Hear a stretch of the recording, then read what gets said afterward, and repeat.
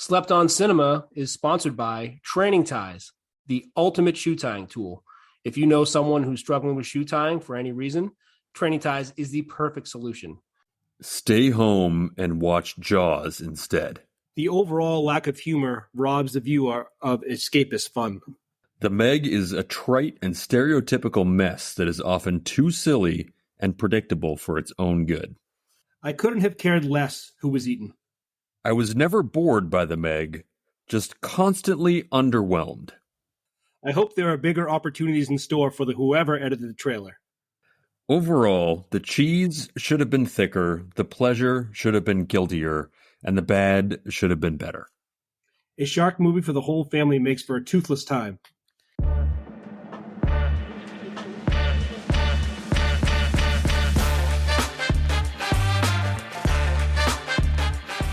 Welcome to this week's episode of Slept on Cinema. I'm your host, StanSteamer. And I'm GrobeStreet. This week we're getting into the 2018 creature feature shark attack classic, The Meg. Very excited to this. Getting back to our roots, as we always say with the creature feature. I always feel incredibly comfortable and at home watching a creature feature. It's like, I don't even know what it is. It's very comforting. There's something very comforting about animals and creatures just viciously attacking humans. Yeah, couldn't agree more. It's super relaxing. As always, our podcast is structured so that the first half of this podcast will be spoiler-free. We'll go through some things to look for in the film, take a break, go watch the film, come back, and we'll talk about some things we just watched. And all movies we review on our podcast are going to be at or below 50% on Rotten Tomatoes for both critics and audiences.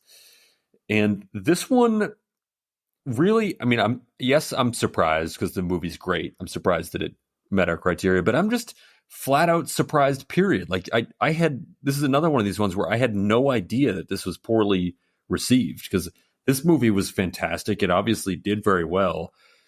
I had no idea this didn't just crush. And I think it did kind of crush. It's just everyone who watched it came out of it with sort of a whatever mindset, but everyone saw it.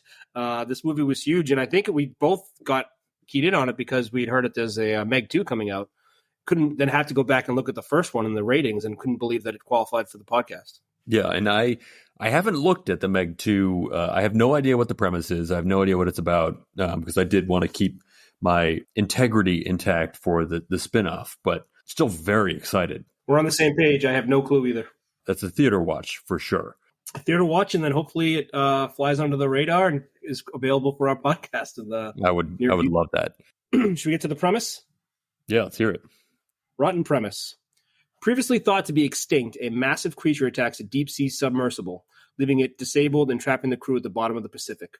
With time running out, a visionary oceanographer recruits rescue diver Jonas Taylor to save the crew and the sea itself from an unimaginable threat, a 75-foot-long prehistoric shark known as the Megalodon. Critics, 46%. Audience, 42%. That premise alone, I'm already over 50%. I know I'm going to enjoy the movie. The idea of saving the sea itself, I don't know how that's a plus 50% concept right there. Yeah, I didn't see that coming, but when I was reading that, I completely agree. That's a nice little added feature to Jason Statham's work, hopefully. Yeah, sometimes you get bad, rotten premises that are listed on the site, and this one is not that. This one, whoever wrote this, I don't know where those come from. I don't know if they're employees or if they're crowdsourced or what, but this guy knocked it out of the park. Yeah, he crushed it. So this movie came out August 10th, 2018, and I feel like we're on a little bit of a roll here. This opened number one. I feel like we're maybe 3 in a row on this. So kudos to us. Kudos to this film. It opened with $45 million its opening weekend and knocked off Mission Impossible Fallout. It is no small task to knock off a Mission Impossible movie in Tom Cruise these days. Ultimately made $530 million worldwide on a production budget of $130 million. So we talked about this last week. I assume there's quite a bit of marketing in there, but this movie made a lot of people a lot of money. I think it's just easier for us if we don't even think about how much money went into promoting the movie. We just simple. Yeah, that's it. It's just budget and profit. That's it. That's all I have to worry about. Right. It's just subtraction. We don't need to think about multiplication at all. Like, oh, well, usually they spend 30% of budget on market. We don't need to go there. Let's just take the number, take off another number, boom, profit. And this one, that's $400 million of profit. That is a lot of money. It's a lot of money. No wonder why there's a second one coming. And the crazy thing to me, and the only background we'll get into, so this is based on a novel. The novel was Meg, a novel of deep terror. Great name, by Steve Alton. So it came out in 1996, and it was incredibly popular. There was a lot of production companies who were interested in getting involved in making this movie. Disney Hollywood Pictures actually bought the film rights before the book was even finished. So it was in 1996. Unfortunately, Disney ended up closing down the division that bought the book. The guy who bought it was fired. The new guy comes in, wants to clean house, get his own properties in there. It ends up trading away from Disney. Deep Blue Sea comes out in 1999. Warner Brothers makes that. It's sort of kind of a bust. And I think the sort of shark movie goes into a bit of a dormant period. This movie comes back to life a bit in 2005. New Line Cinema gets attached to it. They hired the Armageddon screenwriter to draft the script. They hired director of Speed and Twister. He was sort of at least loosely attached to it. They start kicking things around. That ends up dying a few years later. I guess the issue with them was that they were scared off by the price tag. The movie was going to cost $150 to $200 million to shoot. And I think at that point, they were just, having seen what happened with Deep Blue Sea, which a totally different movie, but similar themes for sure. They just got scared off. They're like, there's no way we're going to make this back. So it dies again. And then the interest in monster movies sort of picks back up when Jurassic World and Godzilla come back around. Eli Roth briefly was attached to it, but that was a very different movie. I'm very curious what the Eli Roth version of this movie looks like. It's definitely not PG-13. I think we can say that. No, it probably does not do the numbers, but it's regarded very differently, I'm sure. Yeah. And then eventually John Turteltaub, who's the director from National Treasure, gets involved. And I think once he's attached, they pick up some financing in China, they pick up some financing domestically, and eventually Warner Brothers of Deep Blue Sea comes back and gets involved and decides to finally make the picture. And as we talked about it ended up still with a hefty budget of $130 million. But I think at that point, off the success of Jurassic World and Godzilla, there was a little bit of thought that these sort of creature feature monster movies had some legs. And it was the right move. This thing absolutely crushed, and they're going to get another run at it with the Meg 2 later this summer. Yeah, it's funny they have to go through a dormant time with creature features not being so popular, but I'm glad they're back. This makes me think that sort of producers maybe are just a little out of touch with what people want, because I can't imagine there being a time period when people wouldn't actually want a creature feature. Like, that doesn't make any sense to me. Yeah, I mean, I get it. There's some like low budget creature features you can find on Shudder, and this isn't that. It feels like anytime you go near the water, the budget just gets so inflated. You go back to things like Waterworld and, like you said, Deep Blue Sea. Once you get near, once the water is actually there, then it's going to be an expensive movie. So, but they did the right thing. They got a superstar name to put in the movie, and who doesn't want to see Statham take on a shark? It's a perfect combo. It's brilliant. Great info as always. You want to get to our bolos? Let's do it. I'll start this one off with Bolo, a submerged title. I love what they did with the title. I love what they did with the credits. I love what they did with the little Warner Brothers logo. All the stuff that could have been simple. They had a little bit of a fun twist. Do you know if this is meant to be 3D? If you have a 3D feature? I don't know, but there were a couple scenes. I'm thinking the Zorb scene in particular. Yeah. It seems like it was perhaps made for 3D. I don't know. We probably should have looked this up before. We probably should have looked that up. It does seem, if you have some 3D features somehow on your TV still, I would turn them on. Because there's a few times where I'm like, that just seems like it was made for the 3D audience. Which, if that's the case, seeing this in the theater must have been amazing. Oh, yeah. That probably would have been fantastic. Well, I will follow that up because I teased it a little bit. But Bolo a Zorb. Bolo making a tough call. You literally ripped that right off of my Bolo list. I had a tough choice, was literally up next. I will say in lieu of that, I'll go Bolo a hexa wrench. Ooh, nice. Bolo, a misleading elevator. I didn't think that elevator was that bad. I didn't think so. It was what I expected. It's but huge, too. Yeah, I won't go into it, but it was misleading for some. I will say Bolo an elaborate handshake. Nice. I'll piggyback a little bit. Bolo rejecting a handshake. Big handshake movie. Who knew?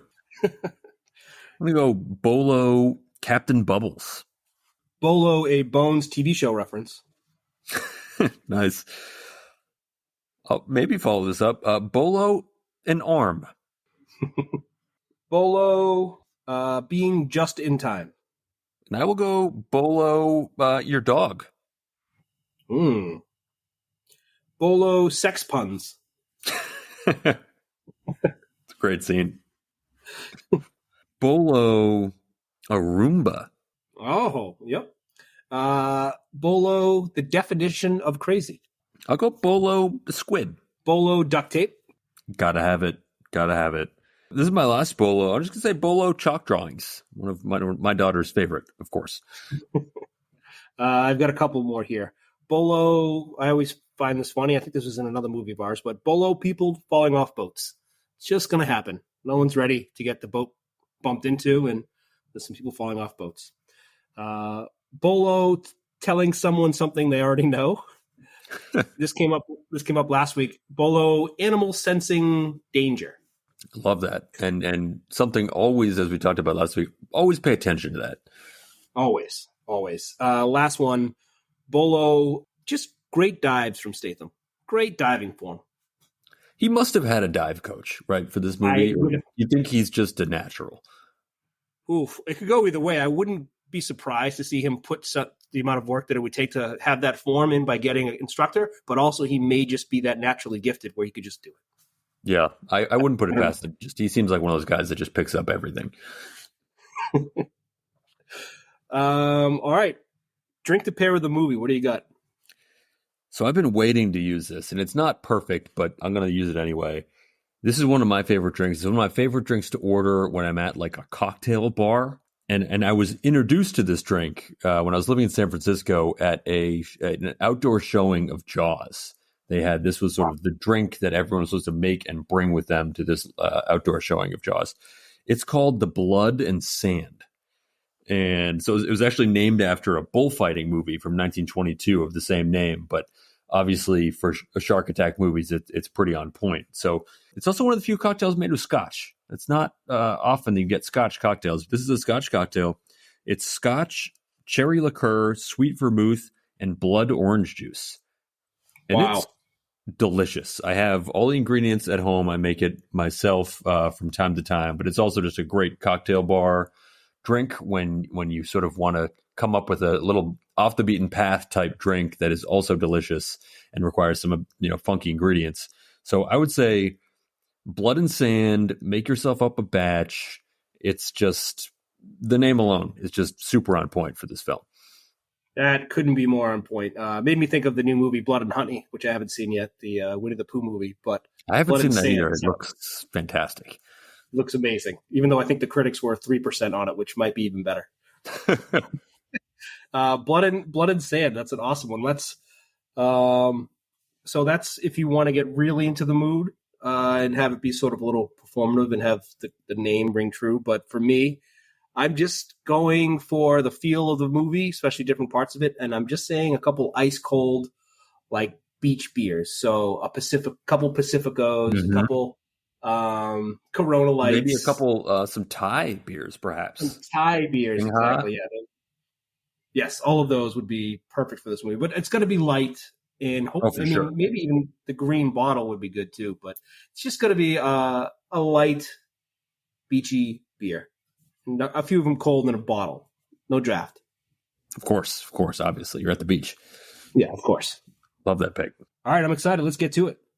Yeah, enjoy.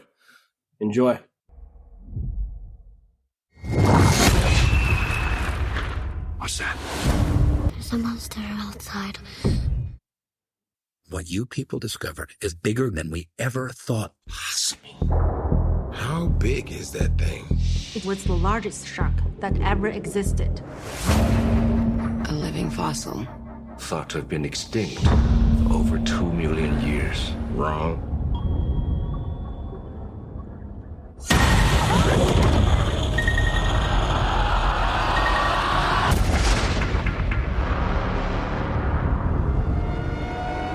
My God. It's a Megalodon. He's kidding, right? That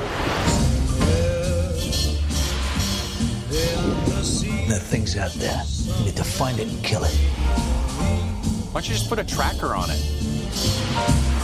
Did you guys ever watch Shark Week?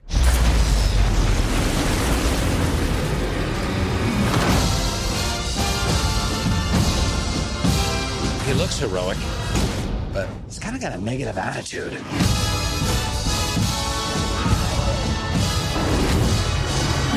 Chew on this, you ugly.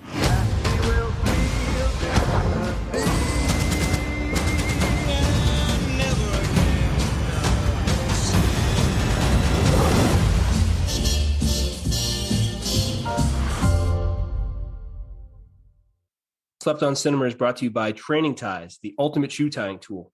If you know anyone who's struggling with shoe tying, Training Ties is the perfect solution. Or if you know anyone who just doesn't like tying their shoes, Training Ties keeps shoes tied all day long. Say no to Velcro and yes to independence with Training Ties. Welcome back. Welcome back. That was just awesome. The main thing the critics said was they had a huge problem with the PG-13 and how they couldn't pick a lane. Like, was it like campy or was it going to be scary? And it was just kind of like meh. I didn't find that at all. I didn't find that either. I thought I feel like they were kind of towing the line between sort of a Jaws type movie on one end and like a Sharknado movie on the other end, which had been popular before this came out. And that's a tough line to draw because of sort of like the campiness. But I feel like they did it really well. And it's nice to be able to, you can watch a pretty jarring Jaws movie, Jaws-esque type movie, creature feature, shark movie with the whole family. Yeah. You don't need to see arms being ripped off of bodies and legs torn apart. It does this shark movie, which that would seem inevitable. And it just goes, nah, we're not going to show any of that. It's going to be a different type of shark creature feature movie. Absolutely. I mean, I think for me, I probably would have preferred the R-rated version. I would have said, "Give me those vicious shark attacks. Let me see it." But I that's not what this movie is. That's not what this movie wanted to be. And I think they just nailed that sort of middle lane here. The Eli Roth version would have been our first choice, I think, just to see all of what he would do with that. But you're right. They chose right down the lane, and they made $500 million because of it. I feel like we still see the Eli Roth creature feature, big budget creature feature at some point. I feel like that's still out there, and I really want to see it. That would be incredible. That's the other thing that I like about this movie is some of these creature features, especially shark movies, they're too campy or they're too like Sci-Fi Channel, and it's so nice to see like a big budget movie behind a shark in an action movie, and it's not just something that you have to watch on Shudder. Or I ordered 2 days ago the Black Demon, and it was good, but it didn't have the money behind it that this did, and that just goes so far. Oh yeah. I mean, this movie it was so fun to watch, so well executed. Every time the shark comes up on screen, I mean that's where you run into trouble in some of the low budget creature features. Is they kind of have to keep the creature off screen or in the dark, or you're only seeing pieces of it. And when you have that, you can throw $130 million at the film, you are able to get scenes that are really, really intense, and you get to see the full creature more, which is what you want. And you get to get a cast full of lots of good actors. Oh yeah, very good cast, very talented cast for a group like this. I mean, for a supposed B movie like this. All right, let's get to it. Let's get right to the draft. You get the first pick. I have so many things I want to pick here. I feel like I could go any number of ways. If I was the Patriots here, I would be trading down and just accumulating picks for the back end of this draft all over the place. But for my first pick, I'm taking the scene where they're trying to tag the shark and they're in the water with the tow line and all that, with Jason Statham in the water and the shark. That whole scene, I think is my favorite scene in the whole film. It's so intense. The towing him, reeling Statham in when the shark's trying to chase after him, and the boat's going and towing him in sort of this like crazy, almost like water skiing-esque situation was just awesome. It was one of those scenes that you could tell they spent a lot of money on. You could see the money on screen, and it was worth every penny. And I loved it. Yeah, I feel like movies have like certain scenes just put up on the whiteboard and circled. Like, this is the one we have to nail, one of the few. And they absolutely crushed that. You're right. Like, the water skiing element of it was incredible. I thought it was hilarious how they turned the crank on when they knew they had to be quiet. But after he finished the job, they're just like, all right, turn the crank, super loud, vibrating crank on, bring him back in. It only took like a half a second before she was like, guys, this is a terrible idea. In that part when the shark dipped down, and you're like, uh-oh, that shark's not giving up. It's going to come back up again, and just missed him. That scene, you're right, that was such an incredible scene. And I think just tagging the dorsal fin of sharks is just cool. Oh, yeah. I don't know why, but it's just an awesome. They did it a couple times in this. My first pick, I thought you were going to take it because you started off with the scene. And this scene, I was really hoping you didn't pick it. So I got to pick it number one. The beach scene. When the shark attacked that super populated beach, and it's just all different types of characters at the beach that he's taking out left and right. He's destroying the people who are laying on the wood. The scare with the little kid and that whole group. And then there's also the best part was that dude who was in that like blown up hamster wheel who was on the water. Yes, exactly. I didn't know that's what it was called. That's called the Zorb, yeah. Oh, okay. Well, now I get everything. The Zorb was just absolutely. It looked so much fun, but also so good. So terrifying when a shark is chasing you, and the shark just like keyed in on the Zorb and no one else.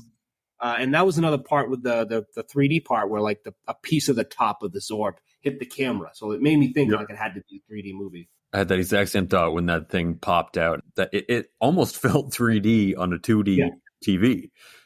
Yeah, there was another part earlier of the 3D where like a shrimp hit the screen. They had that little sound effect of it.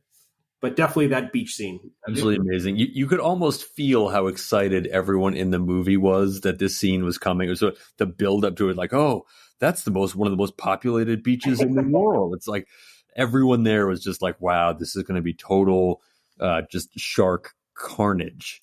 And apparently they had one of the director had sort of, this was one of the first scenes that when he was thinking this movie up, that like that came to his mind of like, this scene needs to happen. This is going to be sort of what would the perfect scenario be for a shark? Like if a shark could dream up a scenario, it's one of these super crowded beaches. So this is one of the first scenes that the director decided to put in the movie. And you can tell why. I mean, it's an amazing visual. The colors are insane. Yep. Oh, so good. And I was going to throw this in as an anti-pick here too. Just don't go to that beach. Like that beach, putting aside the shark, that beach looks awful. I am not a crowded beach person, and this was like the worst situation in the world. I am holding up my notes to show you my anti-pick is swimming in that ocean around that many people at that beach. Just that was my two. Just that doesn't look fun. No. It's like when you're at water country or some water park with a wave pool, and like every single wave tosses you into somebody else, and you touch someone else every single time. I don't understand. That looks fun. Yeah, absolutely horrible. That I can't imagine wanting to do that. I would be wishing for the shark to come and just take me out of my misery at that point. It sounds better than sitting in the middle of that and trying to paddle through everyone. Oh yeah. All right, my second pick. I really liked the misdirection and then seeing the O level on the it wasn't a ship in the lab.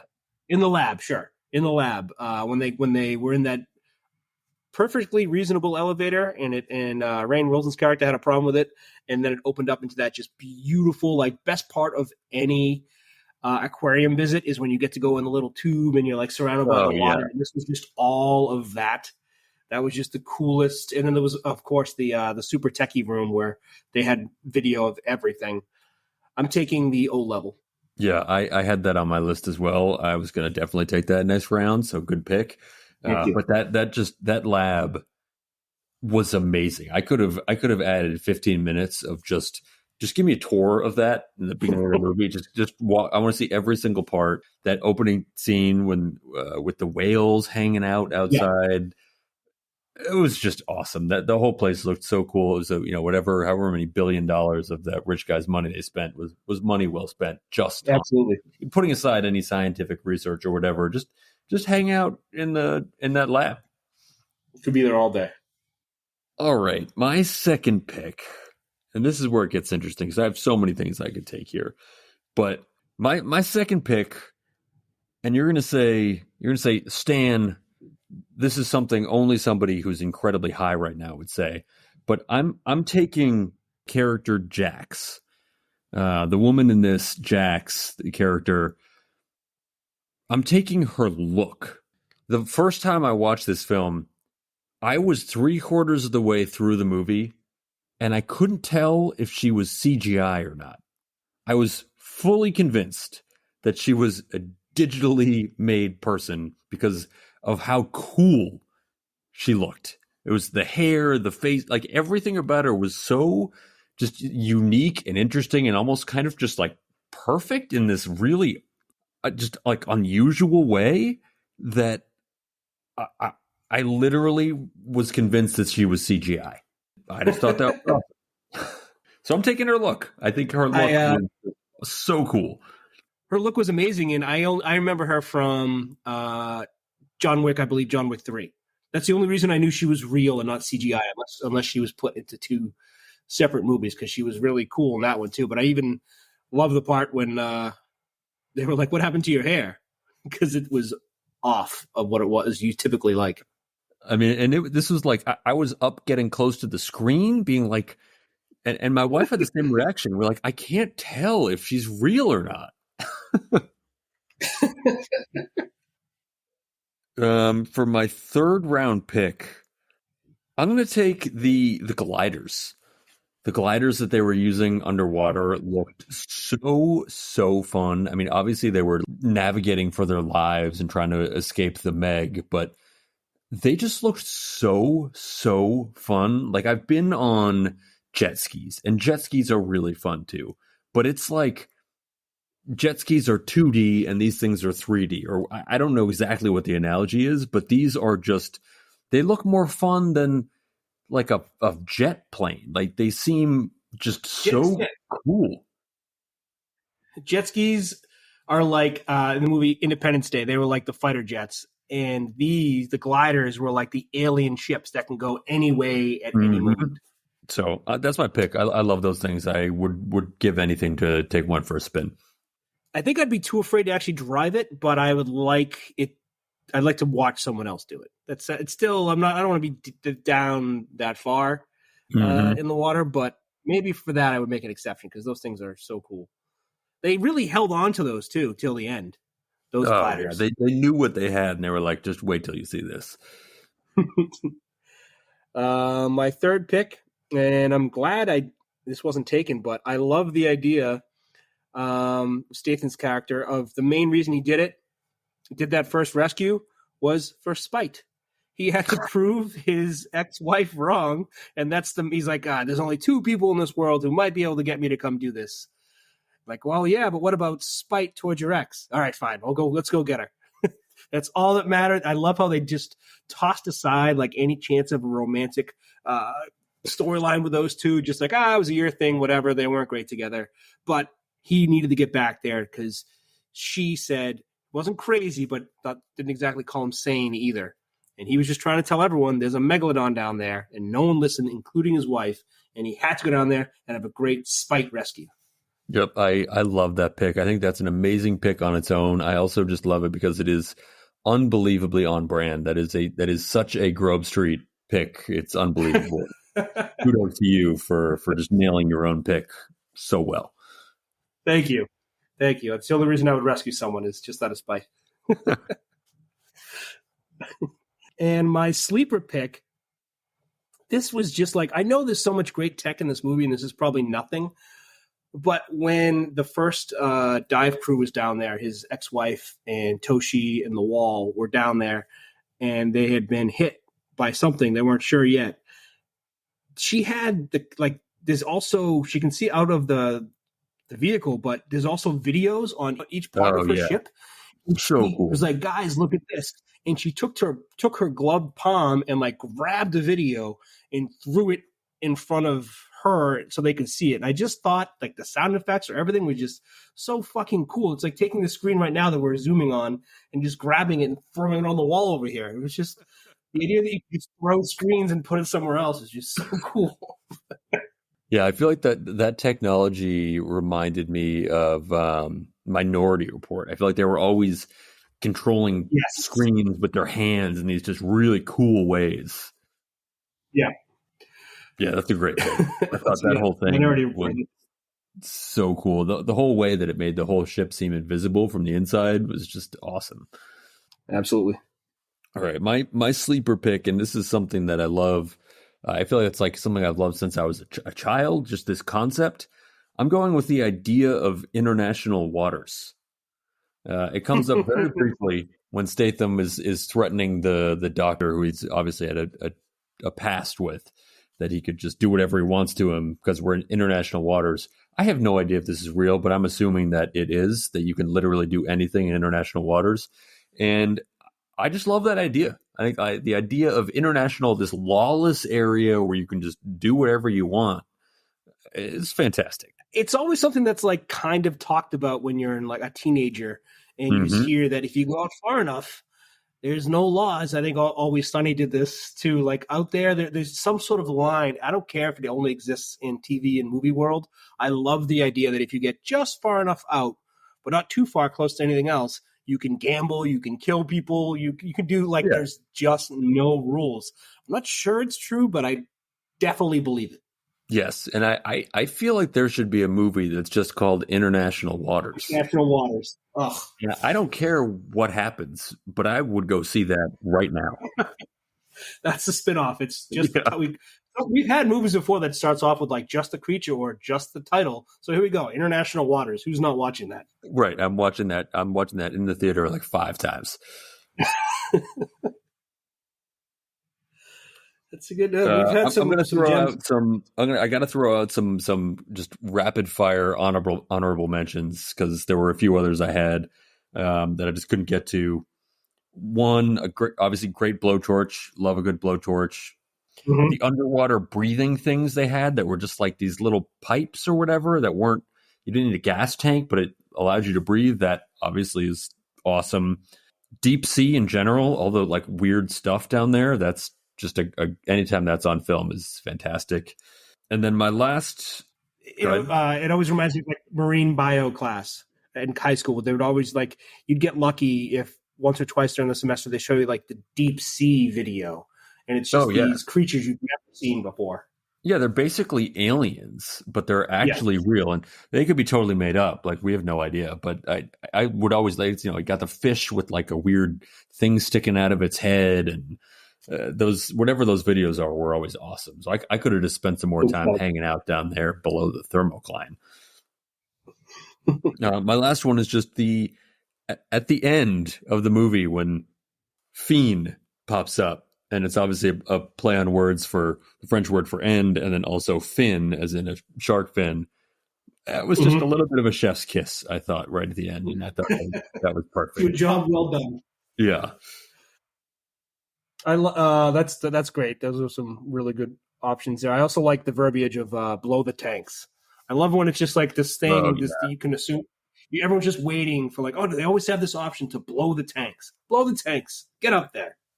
Yeah, it's a great pick and great language. Honorable mention as well to just shirtless Statham. He's just making women just pause when they're in the middle of a very serious conversation and just like have to take a double take and be like, where am I? Shirtless Statham. Yeah, I mean, Statham was the perfect actor for this role. It was the casting was. I can't imagine anybody else doing what he did in this film. Yeah, I was trying to think of like recasting who would go in that spot, and there's not many, if any, other ones besides him that could have pulled this off. But I think the accent helps too. Anytime someone has an accent, you think maybe they dive or deal with sharks or surf or something.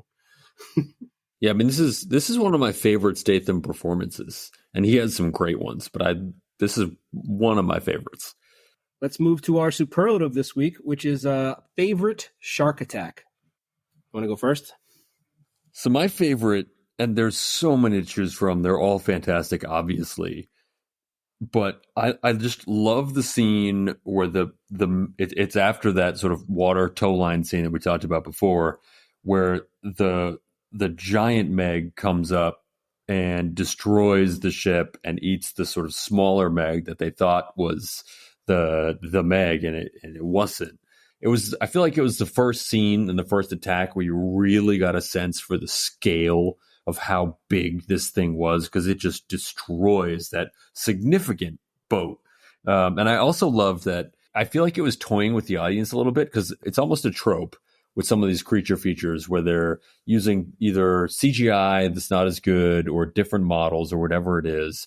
And sometimes you're like, the creature appears to be different sizes in different shots, and you don't really have a sense of how big it is. And I feel like that happened a little bit with this movie, where they capture this, what you don't know at the time, but that is the smaller one. And you're looking at it and you're like, this feels a little bit smaller, but you're not aware of what is about to happen. And then when the full size one comes back up on screen, you're like, oh, that was a different shark. And I feel like they were sort of like playing with the history of that happening in creature feature films. And this was sort of where they had the big reveal that, like, haha, we got you. This isn't just a CGI glitch. This is intentional. This was an intentionally smaller Meg. I love that. It felt like a little bit of a nod to people who were like seeing a bunch of these creature features and know about those random little things. Yeah, I think it goes back to Jaws 1, where they did the shark hunt, and the goofballs came back with the shark and said that it was the one, but it ended up having only like a license plate in the stomach, and they cut it open to make sure. But it was the wrong one. And you're right, when they had it hung up there on the boat, you're like, that's big, but it's not like the Meg. That can't be the shark. And then they started doing all the stuff that you don't do. Messing with it, toying with it, falling in the water, goofing around. You're like, you guys are just asking for there to be another shark. And of course, there was. Yeah, the instant they started taking those pictures, you knew that their goose was cooked. I'm not going to pick this one, but it's very similar to what I think aspects of what you liked about your pick was the when they went under the thermocline in the beginning, and there was the Suyin got attacked by the giant squid. And that seemed very dangerous at the time. And then, 2 seconds later, one of the Megs had just destroyed this ridiculously sized squid like it was nothing. That was also like, it gives scale to show you the squid was terrifying. This could be a movie, but it's nothing compared to what else is out here. But I'm not picking that. I'm picking Rainn Wilson's death on the whale. Yep. That was my second. That was my second pick. I considered taking that one. Great pick. I mean, everyone knew that was a whale, and it wasn't the Meg. It was great. Of course, he had to say, like, I don't want to get eaten out here. And he was just being the just douchey billionaire character, just playing it up perfectly. As the slight misdirection where you're like, oh, well, maybe he got away and he wasn't actually eaten. And then, of course, the shark came back and finished him off. But that scene was so gratifying. Oh, yeah. There are a few characters that show up on screen and you immediately know from the first time you meet them that they're going to get eaten or killed in a horrible way. This was up there. It kind of reminded me, I forget the character's name from Anaconda, the guy who shows up with the cases of wine in his luggage in Anaconda. Oh, yeah. Like, you knew from the get-go that he was going to get eaten, and you knew that this guy hops off the helicopter and tosses his bag to some guy who's there to like take care of the helicopter, not the bellhop or whatever. And you're like, all right, this guy's like definitely getting eaten. Yeah, he's got the sneakers on, and he's he butches his Mandarin and makes fun of the elevator and how they spent his money. He was just perfect. Yep. Yeah, it was very satisfying as a viewer too to finally see that happen. Yeah. You couldn't get away with it in that movie. No chance. Yep. One change would be a blockbuster. I don't think this would. This is always tough, right? Because everything they did for this movie was to make it a blockbuster at the expense of some things that like avid movie watchers would typically like. But if it's a blockbuster in that people remember it more, let's see the higher rating with blood. That'd be it. Yep. Let's see if they didn't toe the line, and let's see if they just went all out for this like tense, scary, horrific shark movie that you don't bring the kids to go see.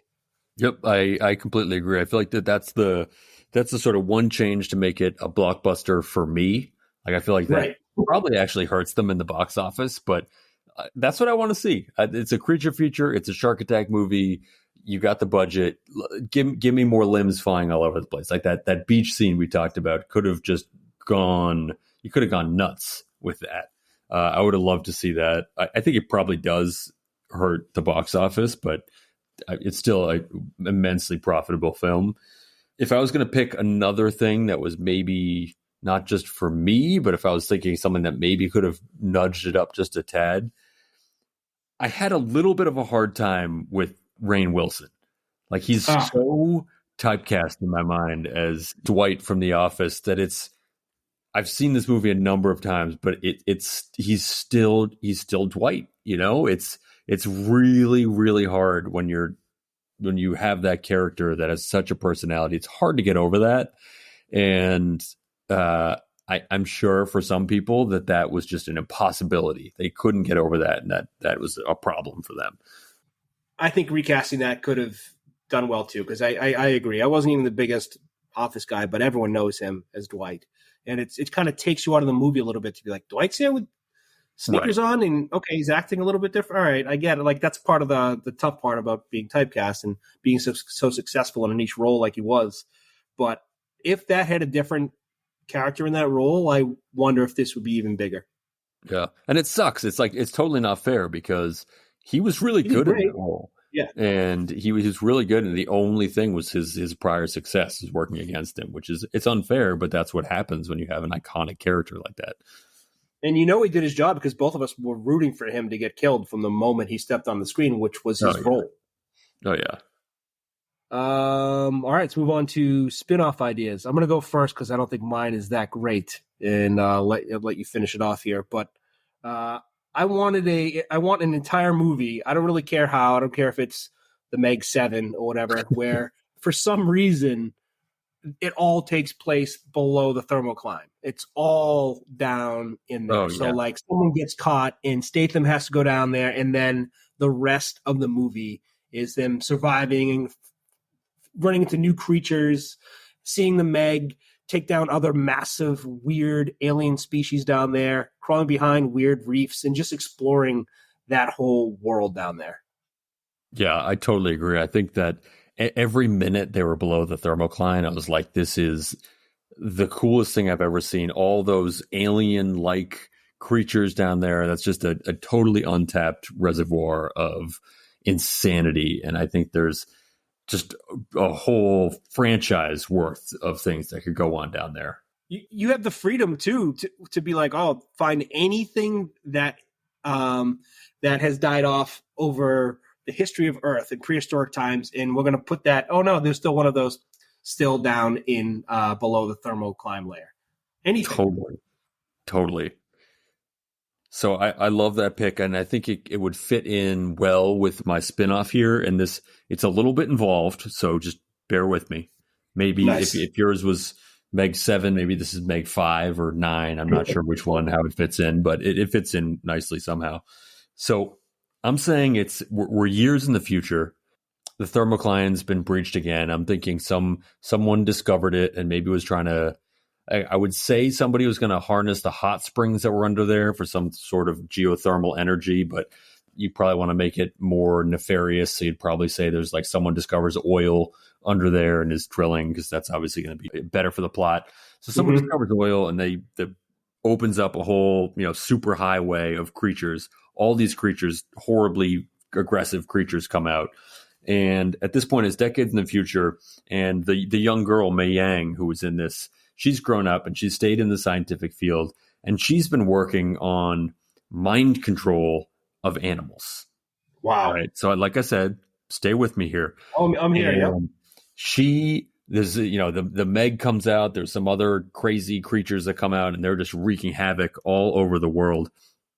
And she creates this device that can control, I don't know if it's the Meg or maybe that giant squid or whatever it is, that it's a device that can sort of mind control, and she harnesses one of these like crazy prehistoric beasts and uses that to take down this sort of army of crazy prehistoric beasts that have taken over humanity.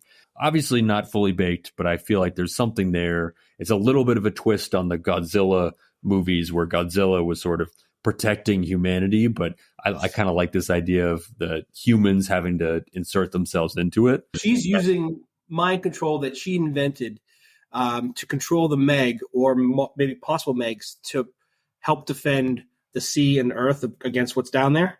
Exactly. This is incredible. I think that's fully baked. Yeah. So who knows? But I feel like there's something there, and I'd like to see. I do love when those. I'm a huge Godzilla person, so when movies flip that, and it's like, what could be the most dangerous thing? Somehow, it's almost like Superman, right? For some weird reason, he wants to protect Earth, even though we couldn't stop him if he wanted to take over Earth. So, but he's our protector, and this Megalodon, with the help of a little girl, gets the help to be our protector of the sea. It's pretty awesome. Yeah, that sounds like Meg 5 for sure, because we need her time to grow up and to invent this. Do we have any other notes we want to get to that we missed? Let's see. Other notes. I loved the Rainn Wilson's character's comment, looks heroic and walks fast. Yeah. It reminded me, I had a roommate in college who always had to be the first person in a group when you were walking down the sidewalk or walking somewhere, to the point that once you noticed that, you could sort of try to challenge him for it, and he would just start walking faster and faster, and he wouldn't really realize you were just messing with him. And he probably had that same thought process of like, oh, whoever's walking the fastest is like the man. Did you have a great comment, great awareness? Did you ever slow down intentionally to a ridiculous level so he had to stop and wait? We messed with this guy just all different ways over this. Yeah, that's something that everyone should mess with you for. That's not something you should be doing. Yes, no, it's completely ridiculous. Yeah, it's exhausting to keep up with that. Let's see. I said this before, but I really enjoyed the scene where the Meg snuck up behind the girl in the O level. Oh yeah, so good. I also, and this isn't limited to this movie, but Megalodon is just an awesome name. Whoever came up with that for this actual beast, brilliant. Oh, phenomenal! Yes, absolutely. Should have been a Meg before this, just for that the name alone. I couldn't believe how much of a dick everyone was to Statham in the beginning. It's like he had to make a tough choice where he had to leave some men behind. No one mentions that, hey, the ship blew up like 3 seconds later. It seems pretty obvious he made the right choice when the ship blew up. Like, it wasn't like he could have stopped it from blowing up. Yeah, they didn't have to think about it. Like, oh, I don't know, maybe we had enough time to get in there and get out. That's why we all blame you. But like you said, the ship blew up seconds later, and so did Toshi's. Toshi blew up when the shark hit him. They all blow up, and he just reads the room right and just gets out of there so that people are actually saved, not this like trying to save people in vain and they all end up dying. He came down there with a purpose of saving lives, and he saved the lives. And I couldn't believe that either. Everyone was just being a jerk, and it seemed pretty obvious that he made the right call. Yeah. How old do you think, well, I don't know if this is right or wrong, but Su Yin, the actress, surprisingly older than I thought. Yeah, I was blown away. You texted me that during the week that she was 45 years old in the filming of this. I mean, she takes great care of herself. That is just incredible. All right, I think, just the last thing, I mentioned it a little bit before, but the number of people falling off boats in this movie was like, I'm not going to say how many, but if you want to have a little over-under game with your friend, set a reasonable number for time people fall off a boat. And I think you might want to choose the over. It's absurd. No one's like got there, you're on the subway, you get your feet, you don't stand with the feet together. Your feet apart a little bit in case there's a little jarring movement and you don't fall over. It's just like people just going after the Megalodon and standing at the edge of the boat, not bracing themselves at all, just toppling over left and right in this movie. Yeah, it was wild. There was also some really great like metal bending sounds too when the main ship got turned over. I love those sounds. The like Titanic, that like slow metal sound of the ship. Exactly. Yeah. We didn't even talk about the end, which was so incredible, with the other sharks coming to eat the big shark. Oh yeah. All right, so what do we have for the next episode? Next episode, and I'm blown away that we have the opportunity to do this, but we are doing our first Denzel Washington film. I'm floored that he has any films that qualify, but Virtuosity somehow made the cut, and I can't wait to do this. This movie's a lot of fun. Get young Denzel, young Russell Crowe, great performances. This movie's a lot of fun.